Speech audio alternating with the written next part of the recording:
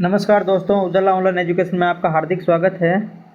और हम बात कर रहे हैं जनवरी माह के करंट अफेयर्स की। जनवरी माह 2024 के करंट अफेयर्स के कुछ महत्वपूर्ण प्रश्नों की हम चर्चा कर रहे हैं और हम मंथली करंट अफेयर्स पढ़ रहे हैं। तो दोस्तों आइए शुरू करते हैं। ये क्लास है हमारी एलडीसी और सीईटी दोनों के लिए इम्पोर्टेंट रहेगी, क्योंकि अभी वर्तमान में आने वाले आगे 2 ही एग्ज़ाम हैं, तो इनके लिए मोस्ट इम्पोर्टेंट रहेंगे। हम इम्पोर्टेंट प्रश्नों की चर्चा करेंगे और ये प्रश्न होंगे हमारे जनवरी माह से संबंधित। तो आइए शुरू करते हैं दोस्तों। हमारा पहला प्रश्न है, केंद्रीय सड़क परिवहन एवं राजमार्ग मंत्री नितिन गडकरी ने बालोतरा में राष्ट्रीय राजमार्ग 112 जोधपुर बाड़मेर रेलवे सेक्शन पर किस रेलवे ओवरब्रिज का निर्माण करवाया है। तो दोस्तों हमारा जो पहला प्रश्न है उसमें यह है कि केंद्रीय मंत्री सड़क परिवहन मंत्री है नितिन गडकरी जी, इन्होंने कहाँ पे बालोतरा में राष्ट्रीय राजमार्ग 112 जोधपुर बाड़मेर रेलवे सेक्शन पर किस रेलवे ओवरब्रिज का लोकार्पण किया। तो दोस्तों हमारा ऑप्शन है मारवाड़ सेतु, राम सेतु, जोधाना सेतु और राजस्थान सेतु। दोस्तों इन्होंने क्या है, एक रेलवे ओवरब्रिज का लोकार्पण किया है। कहाँ पे किया है, तो एक तो है रेलवे ओवरब्रिज, कौन सा, तो हमारा सही आंसर हो जाएगा बी, राम सेतु। तो कौन सा है, राम सेतु रेलवे ओवरब्रिज का लोकार्पण किया। कहाँ पे किया, बालोतरा में। कहाँ पे, बालोतरा के अंदर राम सेतु रेलवे ओवरब्रिज का लोकार्पण किया, बालोतरा के अंदर किया। एक NH 112 national highway 112 Jodhpur Barmer वाले पे किया इन्होंने। रेलवे ओवरब्रिज है राम सेतु, बालोतरा के अंदर। किसने लोकार्पण किया, नितिन गडकरी जी ने। रेल मंत्री कौन है, नितिन गडकरी जी, उन्होंने लोकार्पण किया। ये जो राम सेतु है वो कितने किलोमीटर लंबा है, इनकी लंबाई है 2 किलोमीटर लंबी। कितनी लंबाई है इनकी, 2 किलोमीटर लंबी है। और ये 102 करोड़ रुपए में बना है।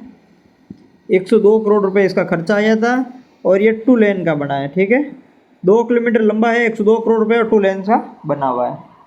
चलते हैं प्रश्न नंबर 2।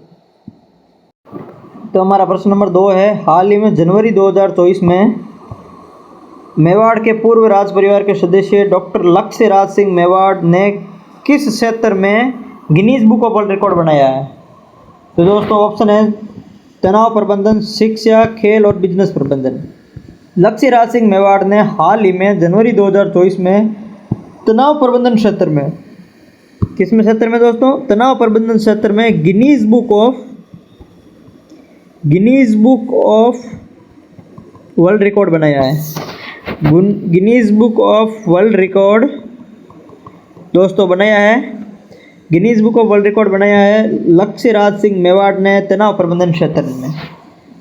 चलते हैं प्रश्न नंबर 3। विधानसभा आम चुनाव 2023 के दौरान श्री गंगानगर जिला निर्वाचन अधिकारी अंशदीप सिंह को राष्ट्रपति द्रौपदी मुर्मू द्वारा किस ऐप के लिए सर्वोत्तम चुनावी अभ्यास पुरस्कार 2023 से सम्मानित किया गया। किस ऐप के लिए किया गया दोस्तों,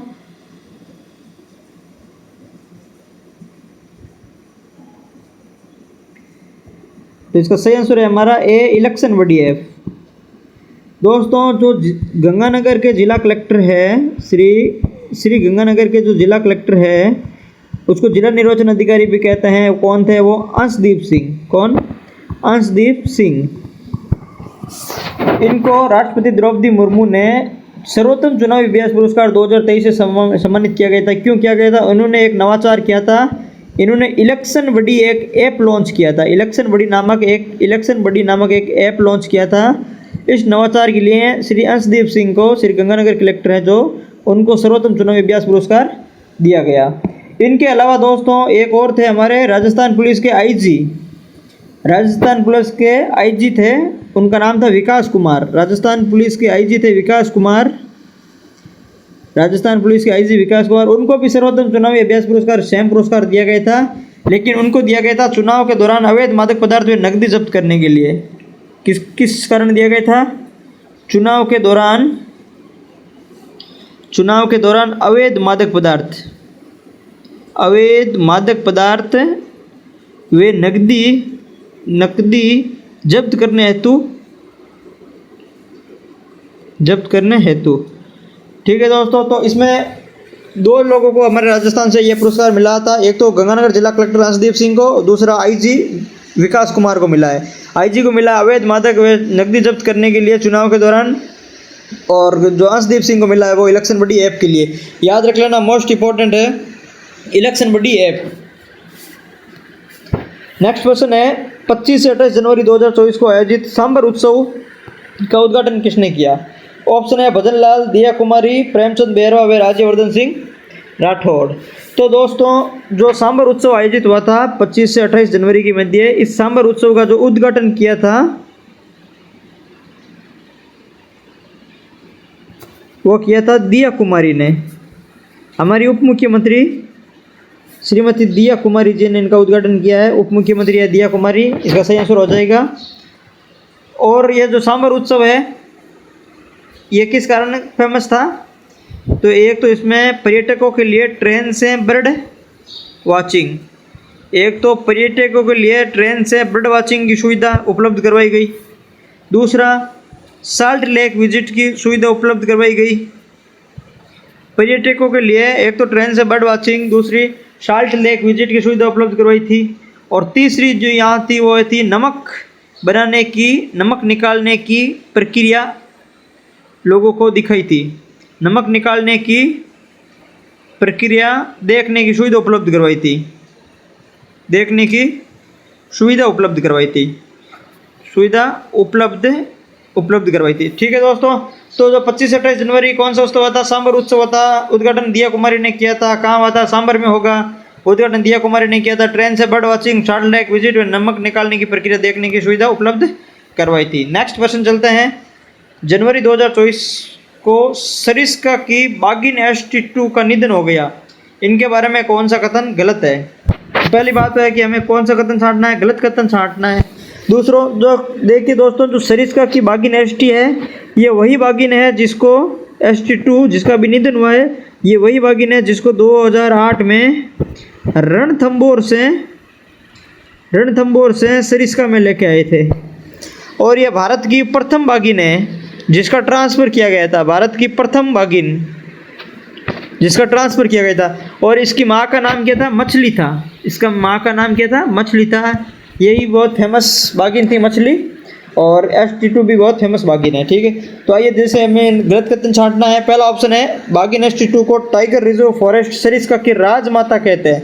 तो वो दोस्तों एकदम सही है, क्योंकि टाइगर रिजर्व फॉरेस्ट सरिस्का की राजमाता ST2 को कहते हैं, क्योंकि ये सर्वाधिक उम्र में या फिर सबसे पहले आने वाली या सर्वाधिक उम्र की जो बागिन है वो ST2 थी, इसलिए इनको राजमाता कहते हैं। बिल्कुल सही है। दूसरा है देश का पहला बाघ ट्रांसफ़र बागिन ST2 का रणथंबोर से सरिस्का 4 जुलाई 2008 में किया गया था, ये भी एकदम सही है। उम्र के मामले में बागिन ST2 ने अपनी माँ रणथंबोर की बागिन मछली का भी रिकॉर्ड तोड़ दिया। सही है, एकदम सही बात है, क्योंकि ये अपनी माँ से अधिक उम्र तक जी है, तो माँ का नाम मछली था और रणथंबोर की बागिन थी। तो इसका जो सही आंसर हो जाएगा इनमें से कोई नहीं, यानी कोई भी गलत कथन नहीं है, तीनों कथन सही है। अब चलते हैं हमारा प्रश्न नंबर अगला। एक ये है कि जो वर्तमान में सरिस्का के अंदर, वर्तमान में सरिस्का में कितने बाघ है? तो वर्तमान में सरिस्का में 30 बाघ हैं सरिस्का के अंदर, जिसमें से 25 बाघ तो इसी के परिवार के हैं। 25 बाघ तो जो बागिन ST2 है उसी के परिवार के हैं, उसी की संतानें हैं 25 बाघ तो। और टोटल कितने बाघ है बार सरिस्का में भी 30 बाघ है। नेक्स्ट क्वेश्चन चलते हैं। राजस्थान के कौन से जिले में प्रधानमंत्री जनजातीय आदिवासी न्याय महाअभियान अर्थात PM जन मन के तहत लाभ प्राप्त होता है? तो दोस्तों योजना कौन सी है? प्रधानमंत्री जन मन कार्यक्रम। क्या है? प्रधानमंत्री जन मन कार्यक्रम। ये कार्यक्रम किस लिए चलाया गया था? ये चलाया गया था जो विशेष रूप से कमज़ोर पिछेतर जो जनजाति है, विशेष रूप से कमज़ोर पिछेतर जनजाति जो समूह है, जनजाति समूह है, उनके समग्र विकास के लिए, उनके समग्र विकास हेतु। तो PM जन मन कार्यक्रम है कमज़ोर पिछेतर जनजाति समूह के समग्र विकास हेतु केंद्र सरकार द्वारा समग्र विकास हेतु केंद्र सरकार द्वारा एक प्रधानमंत्री जनमन कार्यक्रम चलाया गया, जिसमें राजस्थान में शहरिया जनजाति बहुल जो क्षेत्र है उसी ज़िले में चलाया गया। तो जो हमारा सही आंसर हो जाएगा वो हो जाएगा 12, क्योंकि दोस्तों शहरिया सबसे ज़्यादा कहाँ है? 12 में।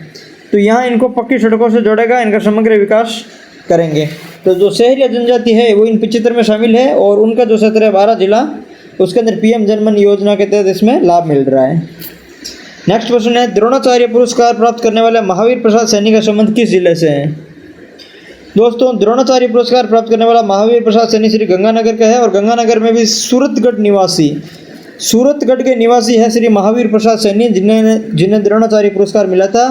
इन्होंने एक तो टोक्यो जो पैरा ओलंपिक है, टोक्यो पैरा ओलंपिक में जो कांस्य पदक जीते थे सुंदर सिंह, कांस्य पदक विजेता है सुंदर सिंह। एक तो टोक्यो पैरा ओलंपिक में कांस्य पदक विजेता सुंदर सिंह को इन्होंने ट्रेंड किया है और दूसरा जो हांगझोउ में एशियाई खेल थे, हांगझोउ में एशियाई खेल, उसके अंदर भी एक कांस्य पदक विजेता थे राकेश बेड़ा। क्या नाम है दोस्तों?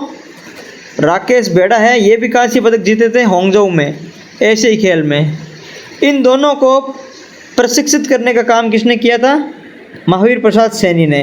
तो एक तो राकेश बेड़ा और दूसरा सुंदर सिंह, इन दोनों को प्रशिक्षित करने का काम किया था महावीर प्रसाद सैनी ने, इसलिए इन्हें द्रोणाचार्य पुरस्कार मिला।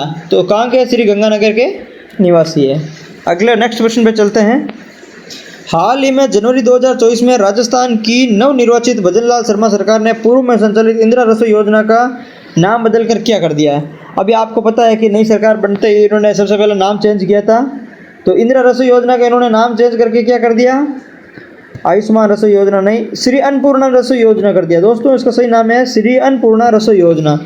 तो इन्होंने क्या किया? इंदिरा रसोई से नाम चेंज करके कर दिया श्री अन्नपूर्णा रसोई योजना। और इन्होंने क्या चेंज कर दिया दोस्तों? जैसे पहले भोजन देते थे 450 ग्राम पर प्लेट, ठीक है, 450 ग्राम पर प्लेट देते थे। अब इन्होंने इसकी जो वजन की संख्या बढ़ा करके 600 ग्राम पर प्लेट कर दिया है। तो अब वर्तमान में प्रति प्लेट कितने मिलेंगे? 600। नाम क्या है? अन्नपूर्णा रसोई योजना।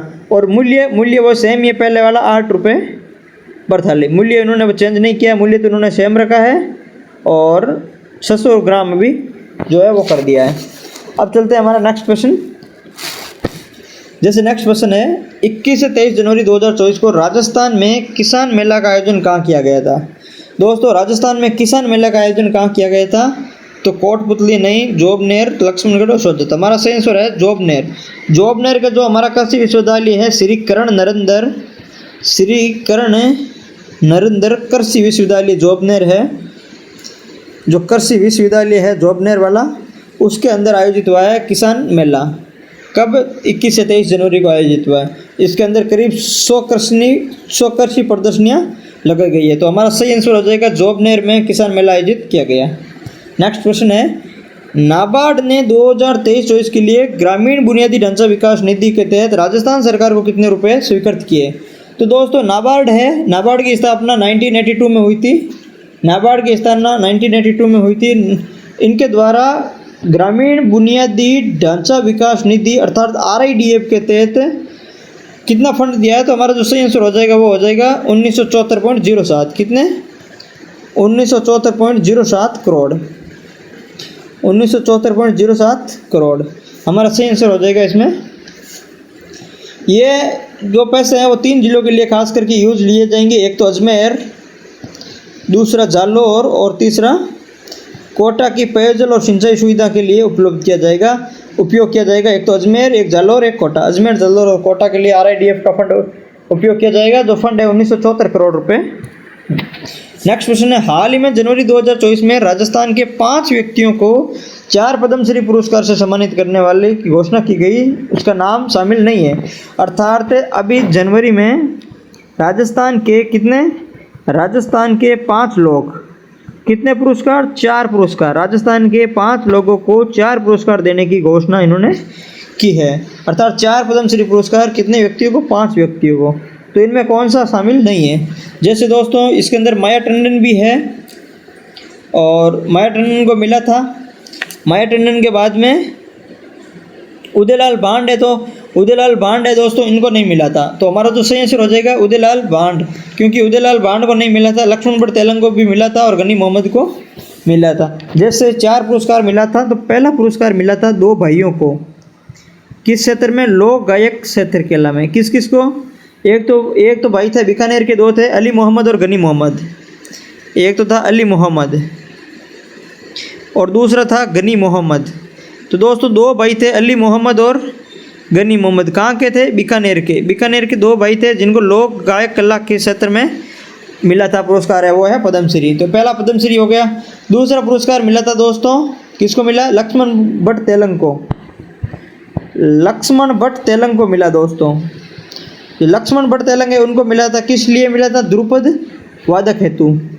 ध्रुपद दोस्तों, ध्रुपद वादक हेतु मिला लक्ष्मण भट्ट तेलंग को। और उसके बाद में मिला है तीसरा माया टंडन। माया टंडन को भी मिला है दोस्तों। माया टंडन को क्यों मिला? क्योंकि ये पहले जेके लोन हॉस्पिटल की अधीक्षक थी और इन्होंने सड़क सुरक्षा में कार्य की थी, या फिर जो सड़क सुरक्षा में घायल पीड़ितों को बचाने के लिए लगभग 1 लाख से अधिक लोगों को इन्होंने प्रशिक्षित किया है। तो सड़क सुरक्षा में घायल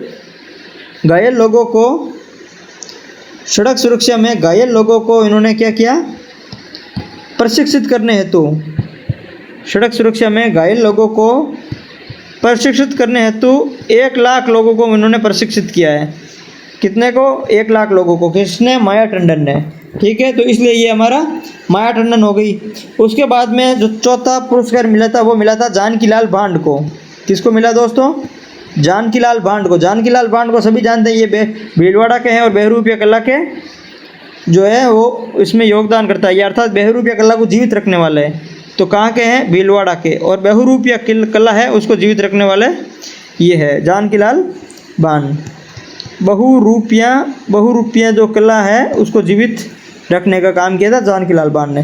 तो 5 लोगों को 4 पुरस्कार मिले। एक तो लोक गायक शैली में अली मोहम्मद, गनी मोहम्मद, लक्ष्मण भट्ट तेलंग को मिला ध्रुपद वादक में, माया टंडन को मिला है सड़क सुरक्षा के क्षेत्र में, और जानकीलाल भांड को मिला है बहुरूपिया कला क्षेत्र में। चलते हैं नेक्स्ट क्वेश्चन पे। हाल ही में जनवरी 2024 में राजस्थान के किस पूर्व उप मुख्यमंत्री और विधानसभा अध्यक्ष का निधन हो गया? दोस्तों अभी एक व्यक्ति का निधन हुआ है जो राजस्थान के विधानसभा अध्यक्ष भी रह चुके हैं और राजस्थान के उप मुख्यमंत्री भी रह चुके हैं। तो जो इनका जो नाम है वो है हरिशंकर बाबड़ा।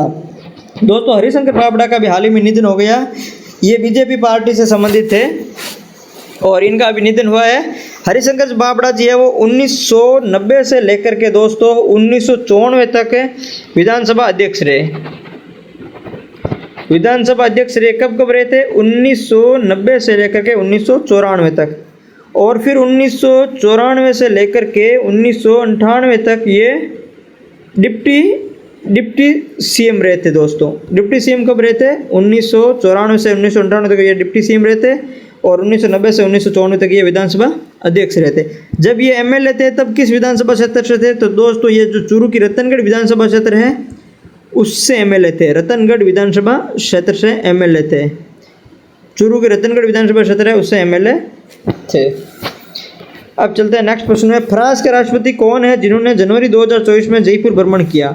तो दोस्तों इसके अंदर है हमारा सही आंसर है इमैनुअल मैक्रो। हमने सुजत सार पढ़ी थी, सुजत सार में इन सभी प्रश्नों की हमने चर्चा की थी। अगर अभी तक आपने नहीं देखा है तो हमारा सुजत सार जनवरी 2024 जनवरी माह का जो सुजत सार है वो हमने अपलोड कर रखा है मंथली एक वीडियो, तो वो आप जाकर के देख सकते हैं। दोस्तों जो फ्रांस के राष्ट्रपति इमैनुअल मैक्रो भारत आए थे जनवरी में और जनवरी में राजस्थान आए थे और यही गणतंत्र दिवस पर हमारे भारत के जो अपने मेहमान थे वो कौन थे? इमैनुअल मैक्रो थे। तो दोस्तों आप सभी को पता है कि इसमें मोदी जी भी मतलब जयपुर आए थे।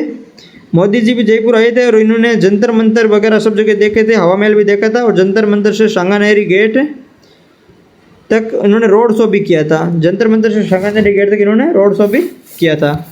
हमारा नेक्स्ट प्रश्न है रतले जल विद्युत परियोजना। हमारा नेक्स्ट प्रश्न है रतले जल विद्युत परियोजना किस राज्य में स्थित है? दोस्तों जो Ratle hydro electric power corporation limited के द्वारा चलाई गई थी रतले जल विद्युत परियोजना है वो हमारे जम्मू कश्मीर जिले में स्थित है। याद रख लेना दोस्तों, J&K जिले में स्थित है। तो सर आप कहोगे सर हम तो राजस्थान जो करंट अफेयर्स पढ़ रहे हैं फिर इसका क्या संबंध हुआ? इसका संबंध दोस्तों ये हुआ जो रतले जल विद्युत परियोजना है वो जम्मू कश्मीर राज्य में स्थित है लेकिन यहाँ से राजस्थान को 850 मेगावाट बिजली प्राप्त होगी। राजस्थान ने जम्मू कश्मीर के साथ में 850 मेगावाट बिजली हेतु MOU समझौता किया है दोस्तों। 850 मेगावाट बिजली प्राप्त करने हेतु जम्मू कश्मीर के साथ में राजस्थान ने समझौता किया है रतलम जल विद्युत परियोजना के माध्यम से। तो जो सही आंसर हो जाएगा हमारा जम्मू कश्मीर। नेक्स्ट प्रश्न है, जनवरी 2024 में आर्द्र भूमि पर रामसर कन्वेंशन के अंतर्गत वेटलैंड सिटी प्रमाणन के लिए भारत से 3 नामांकन प्रस्तुत किए गए। इनमें से राजस्थान के किस शहर का प्रस्ताव शामिल है? दोस्तों आपको सभी को पता है कि जो 2 फरवरी है, 2 फरवरी को आर्द्र भूमि दिवस मनाया जाता है। आर्द्र भूमि दिवस मनाया जाता है कब? 2 फरवरी को। ये कहाँ हो गए? ईरान के रामसर शहर में होता है रामसर कन्वेंशन। ईरान के रामसर शहर में होता है रामसर कन्वेंशन। इसके तहत क्या किया इन्होंने? वेटलैंड सिटी प्रमाणन की। इन्होंने क्या किया? वेटलैंड सिटी प्रमाणन की, ठीक है, जिसमें भारत ने 3 नाम प्रस्तुत किए थे। एक तो भारत का था इंदौर, दूसरा था भारत का भोपाल और तीसरा था भारत का उदयपुर। तो इन्होंने 3 नाम दिए, एक तो इंदौर, भोपाल और उदयपुर। तो राजस्थान का कौन सा शहर है इसमें? उदयपुर। हमारा सही आंसर हो जाएगा राजस्थान का उदयपुर शहर है, इसमें नामांकन के लिए किया गया था। अगला प्रश्न है, किस राज्य ने हाल ही में जनवरी 2024 में संशोधित PKC ERC बिल्डिंग परियोजना के कार्यान्वयन के लिए जल शक्ति मंत्रालय के साथ एक समझौता ज्ञापन किया है? तो दोस्तों आपको सभी को पता है कि पार्वती, काली सिंध और चंबल, PKC पार्वती, काली सिंध और चंबल ERCP का मतलब होता है पूर्वी राजस्थान नहर परियोजना। तो जो यह परियोजना है उसके कार्यान्वयन के लिए अभी हाल ही में 2 राज्यों के जो मुख्यमंत्री है वो नई दिल्ली में गए थे और इन्होंने MOU किया था। तो वो कौन से राज्य थे? तो वो एक तो था राजस्थान, एक था मध्य प्रदेश। तो इसका जो सही आंसर हो जाएगा 1 और 2 दोनों, हमारा मतलब सही आंसर हो जाएगा D 1 और 2 दोनों। राजस्थान को इससे कितने जिलों में फायदा होगा? 13 जिलों में जल के लिए, पानी, पेयजल और सिंचाई के लिए उपलब्ध होगा। अब जो हमारा अगला प्रश्न है दोस्तों, प्रश्न नंबर 17 है, सदातंत्रिक संयुक्त सैन्य अभ्यास। संयुक्त सैन्य अभ्यास का क्या नाम है? सदातंत्रिक संयुक्त सैन्य अभ्यास है। राजस्थान में भारत और किस देश के मध्य हुआ? तो दोस्तों ये कहाँ आयोजित हुआ? जो तंत्रिक सैन्य अभ्यास है वो राजस्थान में बीकानेर के महाजन में हुआ था। कहाँ हुआ था दोस्तों? जो बीकानेर के जो महाजन फील्ड फायरिंग रेंज है बीकानेर महाजन के अंदर, उसके अंदर एक सैन्य अभ्यास आयोजित हुआ था, सदातंत्रिक संयुक्त सैन्य अभ्यास। ये भारत और सऊदी अरब का है। किसका है? भारत और सऊदी अरब का है सदातंत्रिक संयुक्त सैन्य अभ्यास, जिनका हाल ही में राजस्थान में आयोजन हुआ है महाजन के अंदर। कहाँ आयोजन हुआ है? महाजन के अंदर। अब चलते हैं हमारा नेक्स्ट प्रश्न है, उस पेमेंट बैंक का नाम बताइए जिसने हाल ही में जनवरी 2024 में ग्रामीण राजस्थान की वित्तीय परिदृश्य को बदलने के लिए हिंदुस्तान जिंक लिमिटेड के साथ एक समझौता हस्ताक्षर पर ज्ञापन किया है। तो दोस्तों हिंदुस्तान जिंक लिमिटेड के साथ में अभी जो ज्ञापन किया वो इंडिया पोस्ट पेमेंट बैंक ने किया था। जो हमारा सही आंसर हो जाएगा बे इंडियन पोस्ट पेमेंट बैंक। हमारा अगला प्रश्न है, इंटरनेशनल कैमल फेस्टिवल का आयोजन राजस्थान के किस शहर में हुआ? आप सभी को पता है दोस्तों, अंतर्राष्ट्रीय ऊँट महोत्सव होता है, वो कहाँ होता है दोस्तों? ऊँट महोत्सव बीकानेर में होता है। हमारा सही आंसर हो जाएगा बीकानेर। अंतर्राष्ट्रीय ऊँट महोत्सव होता है जो दोस्तों कहाँ होता है? वो हमारे बीकानेर ज़िले में होता है। इनकी जो शुरुआत हुई थी वो हेरिटेज वॉक के साथ में हुई थी, और हेरिटेज वॉक की जो शुरुआत है वो रामपुरी हवेली से हुई थी। और दोस्तों राजस्थान में डेजर्ट महोत्सव कहाँ मनाया जाता है? तो राजस्थान में डेजर्ट महोत्सव कहाँ होता है दोस्तों? आप सभी को पता है कि राजस्थान में जो डेजर्ट महोत्सव होता है वो होता है जैसलमेर का। डेजर्ट महोत्सव कहाँ का होता है? जैसलमेर का। और नागौर मेला कहाँ लगता है? नागौर में पुष्कर मेला लगता है दोस्तों, पुष्कर में। तो जो हमारा सही आंसर हो जाएगा वो हो जाएगा दोस्तों बीकानेर। उसके बाद में 20वां प्रश्न है, पर्यावरण वन जलवायु परिवर्तन मंत्रालय द्वारा रामसर कन्वेंशन के तहत वेटलैंड सिटी प्रत्ययन या प्रमाण पत्र के लिए किस शहर को नामांकित किया गया? सेम प्रश्न वापस आ गया। अभी हमने बात की थी इंदौर मध्य प्रदेश। तो दोस्तों इंदौर मध्य प्रदेश को किया था इन्होंने, उदयपुर राजस्थान को भी किया था, भोपाल मध्य प्रदेश को भी किया था। जो हमारा सही आंसर हो जाएगा 1, 2, 3 तीनों, इन तीनों शहरों को उन्होंने नामांकित किया गया था। एक तो इंदौर, एक उदयपुर, एक और भोपाल। अब चलते हैं दोस्तों अगले प्रश्न पर। राजस्थान से एक ही है अपने उदयपुर। हमारा प्रश्न नंबर 21 है, हाल ही में जनवरी 2024 में घुड़सवारी खेल के लिए अर्जुन पुरस्कार पाने वाली पहली भारतीय महिला कौन बनी? तो दोस्तों हमारा इससे आंसर हो जाएगा दिव्य कीर्ति सिंह। कौन बनी? दिव्य कीर्ति सिंह। दिव्य कीर्ति सिंह को कौन सा पुरस्कार मिला? आप याद रख लेना। दिव्य कीर्ति सिंह जो नागौर जिले की है और वर्तमान में जयपुर में रहते हैं, तो इनको अर्जुन पुरस्कार मिला। किस क्षेत्र में मिला? तो उनको मिला है घुड़सवारी के क्षेत्र में। किस क्षेत्र में मिला अर्जुन पुरस्कार? घुड़सवारी क्षेत्र में। और घुड़सवारी के क्षेत्र में अर्जुन पुरस्कार पाने वाली पहली भारतीय महिला कौन सी है? दिव्य कीर्ति सिंह। पहली भारतीय महिला कौन सी है दोस्तों? पहली भारतीय महिला कौन सी है? दिव्य कीर्ति सिंह। घुड़सवारी के क्षेत्र में अर्जुन पुरस्कार मिला है। चलते हैं हम अगला प्रश्न पर। हमारा अगला प्रश्न है, हाल ही में जनवरी 2024 में किस शहर में पुलिस महानिदेशकों व पुलिस महानिरीक्षकों का 58वां सम्मेलन आयोजित हुआ है? मोस्ट इंपोर्टेंट प्रश्न है दोस्तों। हमने सूजस में बात कर ली थी इस प्रश्न के डिटेल में कि भाई राजस्थान के अंदर महानिदेशकों व महानिरीक्षकों का एक सम्मेलन आयोजित हुआ था। वो कौन सा सम्मेलन था? 18वां सम्मेलन था। और वो कहाँ आयोजित हुआ दोस्तों? राजस्थान के जयपुर जिले में। किस जिले में? राजस्थान के जयपुर जिले में एक सम्मेलन आयोजित हुआ था, जिसमें सभी भारत के जो सभी पुलिस महानिदेशक, डीजी और सभी आईजी शामिल हुए थे पूरे भारत के। और इसमें मतलब हमारे जो भारतीय प्रधानमंत्री नरेंद्र मोदी और अमित शाह भी इसमें शामिल हुए थे और वो जयपुर आए थे उस समय। तो यह जनवरी में आयोजित हुआ था। कौन सा था? 58वां था। और ये हमने डिटेल में इसको सूजस में भी पढ़ रखा है। फिर हमारा नेक्स्ट प्रश्न है, राजस्थान सरकार ने राज्य की चिरंजीवी स्वास्थ्य बीमा योजना को किस केंद्रीय योजना के साथ विलय करने की मंजूरी मांगी है? दोस्तों राजस्थान सरकार ने जो चिरंजीवी स्वास्थ्य बीमा योजना है उसको एक केंद्रीय योजना के साथ में विलय करने की मंजूरी मांगी है। तो वो कौन सी योजना थी? तो हमारा सही आंसर हो जाएगा आयुष्मान भारत कार्यक्रम। ये दोस्तों कोई भी नहीं होगा इसमें हमारा सही आंसर हो जाएगा आयुष्मान भारत कार्यक्रम। कौन सा कार्यक्रम? आयुष्मान भारत कार्यक्रम है, उसमें इन्होंने विलय की बात की है। इसके तहत कितना का बीमा दिया जाता है दोस्तों? 25 लाख का। कितना? 25 लाख का निजी और सरकारी दोनों अस्पतालों में बीमा कवर इसमें शामिल रहता है। नेक्स्ट क्वेश्चन चलते हैं, हाल ही में राजस्थान सरकार ने राज्य में 5 आदर भूमियों को रामसर स्थलों के रूप में विकसित करने के लिए केंद्रीय पर्यावरण मंत्रालय को प्रस्ताव भेजा है। इसमें कौन सी शामिल नहीं है? दोस्तों अभी जो राजस्थान सरकार ने 5 आदर भूमियों के लिए केंद्रीय सरकार को जो प्रस्ताव भेजा है उनमें कुछ 5 आदर भूमियों के नाम भेजे हैं, तो उसमें कौन सी शामिल नहीं है?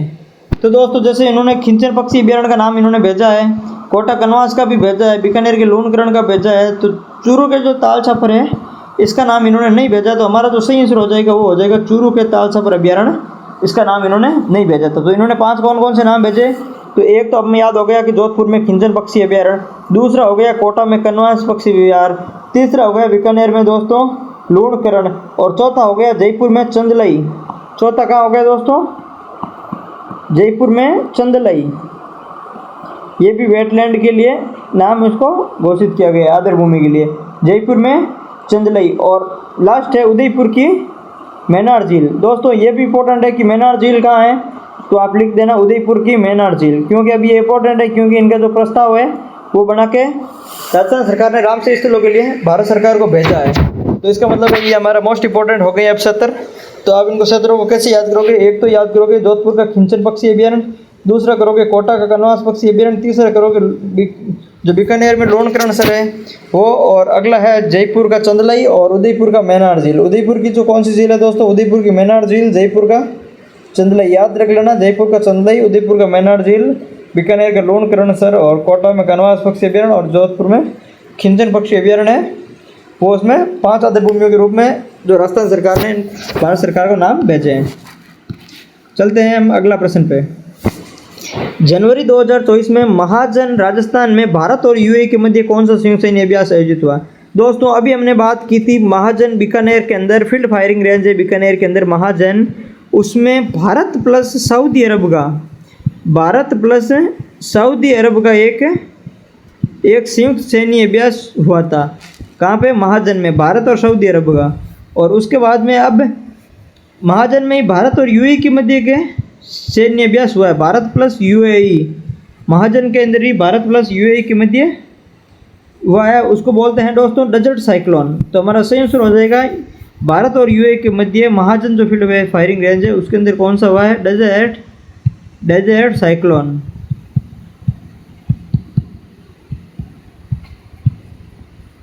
ठीक है, डेजर्ट साइक्लोन नाम है उसका संयुक्त सैन्य अभ्यास का, भारत और यूएई के मध्य है। भारत और सऊदी अरब के मध्य है वो है महाजन। भारत और सऊदी अरब है उनके मध्य हुआ था वो, जो कहाँ पे आयोजित हुआ दोस्तों? वो हुआ था अपने महाजन में। हमारा नेक्स्ट क्वेश्चन है, हाल ही में जनवरी 2024 में किस कंपनी ने 18.6 करोड़ रुपए में एक विशेष प्रयोजन वाहन SPV Bikaner third Neemrana second transmission limited में 100% इक्विटी हासिल की है? तो दोस्तों हमारा जो ये प्रश्न है उसका जो सही आंसर हो जाएगा हमारा टाटा पावर। सही आंसर हो जाएगा D, Tata power. Tata power ने हाल ही में 18.6 करोड़ रुपए में 18.6 करोड़ जो रुपए है इसके अंदर एक विशेष प्रयोजन वाहन बोलते हैं इसको, जिसे बोलते हैं एसपीवी अर्थात विशेष प्रयोजन वाहन बोलते हैं। उसमें कौन कौन सा, एक तो बीकानेर थर्ड है, उसके अंदर एक तो बीकानेर थर्ड, एक निमराना